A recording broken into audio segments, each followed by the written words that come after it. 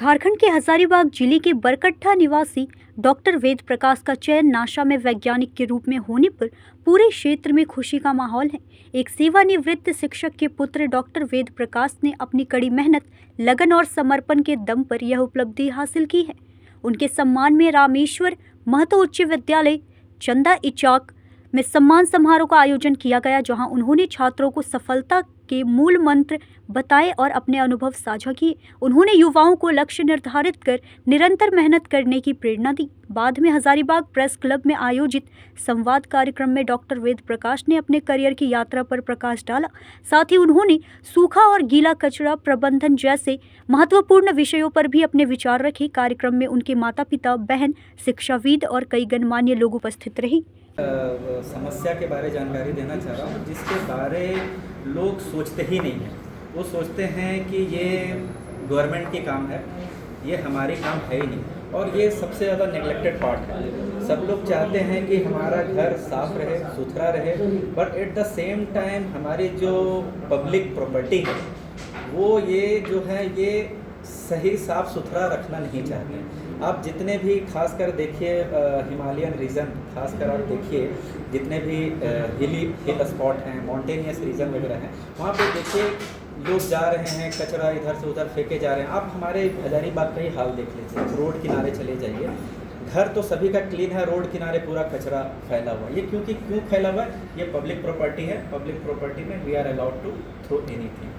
तो हमारा कहना ये है कि जो सॉलिड वेस्ट वाली जो चीज़ें हैं, पब्लिक को अपनी जो है चीज़ें समझनी पड़ेंगी कि ये हमारी भी रिस्पॉन्सिबिलिटी है। आप अपनी रिस्पॉन्सिबिलिटी समझें, कचड़े को सही जगह पे आप इकट्ठा करके रखिए। म्यूनिसिपैलिटी वाली गाड़ियाँ आती हैं, आप कचड़े को रखिए और सही तरीके से उसका निस्तारण किया जाना चाहिए। आपको सम्मानित किया। मैं धन्यवाद देना चाहता हूँ हमारे पिता तुल्य श्रीमान बटेश्वर प्रसाद मेहता जी, जिन्होंने बेसिकली ये आइडेंटिफाई करा हम जैसे रिसर्चर लोगों का कि थोड़ा यहाँ पर आकर के इनसे कुछ हाइट लेनी चाहिए। तो मुझे अपने आप में काफ़ी अच्छा लगा, क्योंकि इन जनरल जो हमारा यहाँ ट्रेंड बन के रखा हुआ है, रिसर्च में हम लोग बहुत ज़्यादा ध्यान देते नहीं हैं। तो मैं बहुत आभार प्रकट करना चाहता हूँ श्रीमान बटेश्वर प्रसाद मेहता जी का, जिन्होंने मुझे यहाँ पर बुलाया और दो शब्द यहाँ पर रखने की बात कही कि एजुकेशन में जिस तरीके से इन्होंने मुझे बताया कि इन्होंने एजुकेशन में बहुत सारा काम करके रख चुका है, और मैं काफ़ी इम्प्रेस हो गया जिस तरीके से इन्होंने काम करा है। और मैं इवन इनसे बातें भी करी कि आप कभी आइए हमारे आईआईटी जम्मू के कैंपस में, मैं दिखाऊंगा कि वहाँ पे किस तरीके का शोध वगैरह होता है। जब आप देखें कि शोध जो होता है, आप देखिएगा पूरा रियल फील्ड से डायरेक्ट इम्प्लीमेंट कैसे किया जा सकता है ये सारी शोध वगैरह को। तो काफ़ी मुझे अच्छा लगा कि आप लोगों ने यहाँ पर आकर के इस तरीके से जानकारियाँ ली, और मुझे अच्छा लगा इस तरीके से अपना इन्फॉर्मेशन देने।